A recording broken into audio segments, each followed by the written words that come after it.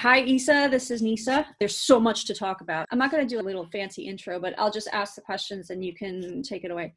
You've been an active artist in residence at the Living Museum, which is at Creedmoor. So can you describe how art and mental health intersect in your work? I was an artist all my life. My mother was an artist, my father was a musician, so I came from an artistic household. I went to art school for a short time before I got sick and had to be hospitalized. But I was fortunate. It was almost like a bittersweet, like a mixed blessing, to be sent and have to be remanded and committed to Creedmoor Psychiatric Center, which has this art program called the Living Museum. And that is an amazing, wondrous, premier art space for the art of the mentally ill. And so I discovered while working there the importance of using my voice as an artist and as a mentally ill artist to put across certain themes and ideas that push against the stereotypes and the stigma of mental health. Oftentimes, the stereotypes of people with mental illness is that they're retarded. Just to use that old-fashioned term, developmentally disabled, stupid, dumb, violent, dangerous. So I want to use my art as a way to push against those stereotypes. And I found that place that I happened to be an inpatient at, almost like a prisoner, almost. It was just a bittersweet thing, how I was there for 20 years, committed, but every day I got to go and paint in this huge space with other artists, an art studio. And I got to do a lot of great work that really pushed the envelope of what is expected of an artist and a mentally ill artist. And also it pushed me to grow. I had the space to really expand and think about different ways of laying things out as opposed to being in a small space at an easel. So just to go back to your question, how does it intersect? I think that place, having gone to the Living Museum, was a wonderful intersection of art and mental health, which in the last 20, 25 years has become popular, or outside of art has exploded, or has become a legitimized form of artwork. Mm-hmm. And a lot of people who at one time maybe dabbled in art, but never thought they could do anything worthwhile with themselves or their art, now have opportunities and venues that they can go to, including the gallery that I belong to, Fountain House Gallery, which is the premier gallery space for the artists with mental illness. So there are more opportunities for people who couldn't work anywhere else or had limited options and limited opportunities, but had proclivities in the arts. Mm. So I just happened to be at the right place at the right time several times in my life.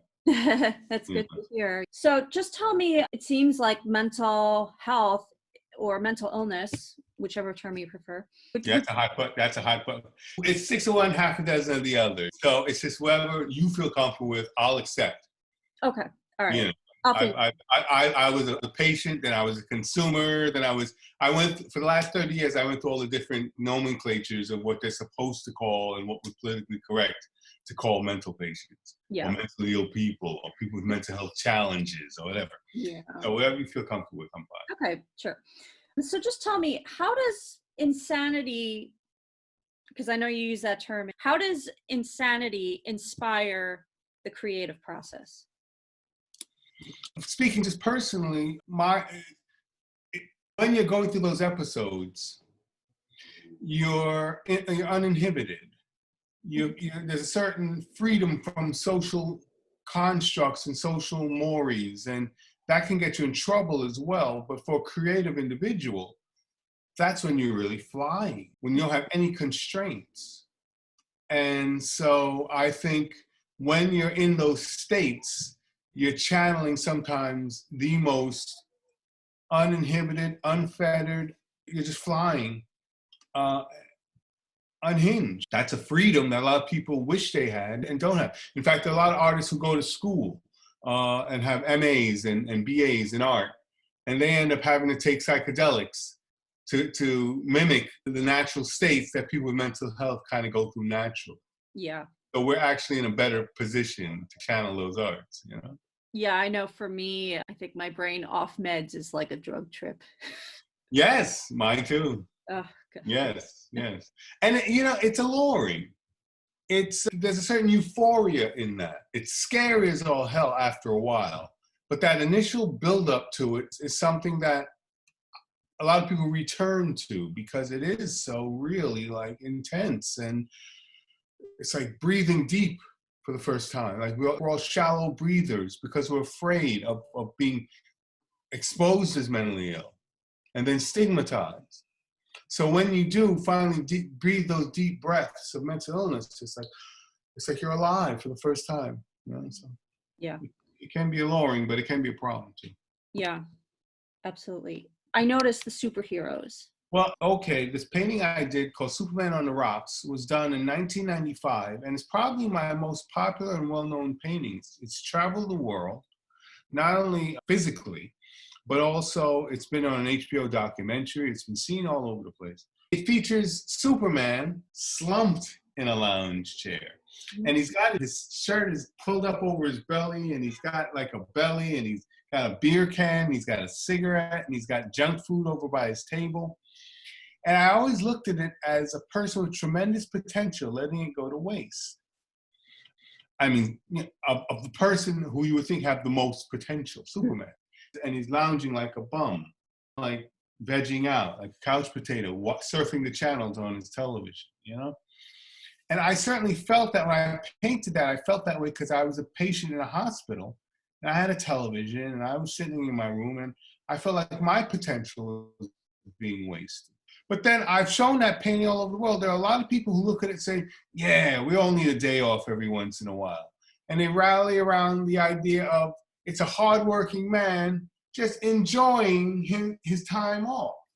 So I realize it has dual layers to it that other people see.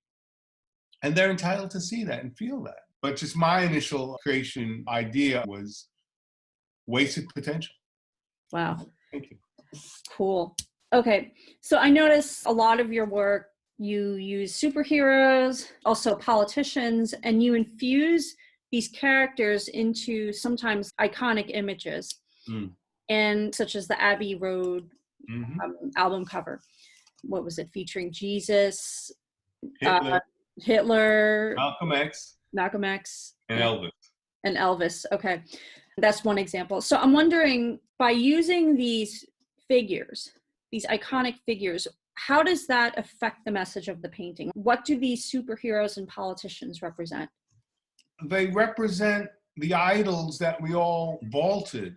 As a child of the 20th century, I was put in front of the television like a lot of other people, and that was my babysitter. So I took in a lot of programming, let's just say. And it wasn't until I got sick that I feel like I saw the truth. And we're living in a bankrupt culture. And obviously, I really feel like in the last 20 years, or certainly in the last 4 or 5 years, the whole idea of Trump becoming president, that's the end game of something that I and other artists have been painting and predicting for the last 30 years. So these superheroes and politicians and icons, it's a sense of looking beyond the idol that they put in front of you to worship and seeing the truth. I know advocacy is a driving force for you. So how does your art embody the spirit of advocacy, not only in the mental health domain, but in other domains that you are passionate about? There's a quote from Saul Bellow that was, "The world has become so shock resistant that the only thing that can touch us is art or poetry or music." So I feel like the arts may be the last and only thing that will penetrate the onslaught of lies and delusion and the issues that we're dealing with currently. The only thing that could possibly penetrate these things are the arts. And that's why I'm using whatever tools I have. I could go out on the street with a bullhorn and a placard and try to picket and protest like anybody else. And sometimes that makes a little bit of difference. But I really feel like my strength is at my easel, where I can look at the news and look at the world situation, and look at the truth of it through my own lens, of course, look at the truth of it and paint the truth and then present that on a larger forum. Mm-hmm. So it's a question of pulling the curtain back on the political scene, which is a mess, on the racial scene, on the mental health scene, which really needs help. It's a broken system, and so many people don't get help. Mm-hmm. And so many people are afraid to get help, and they know they're sick, but they're afraid to get help because they know that it doesn't work and it's broken. Mm-hmm.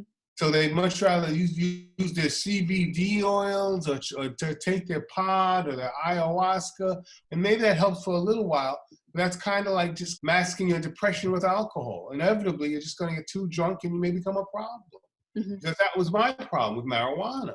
I came from a household that was inundated with marijuana because they say, oh, it'll chill you out.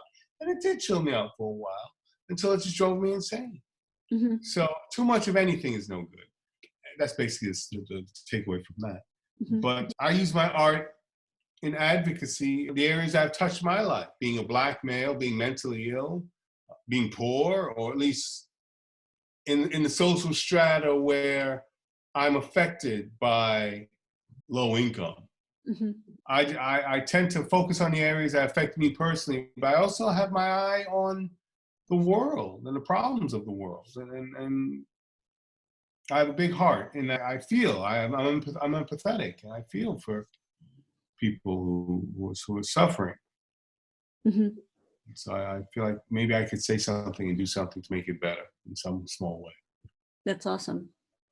Cool.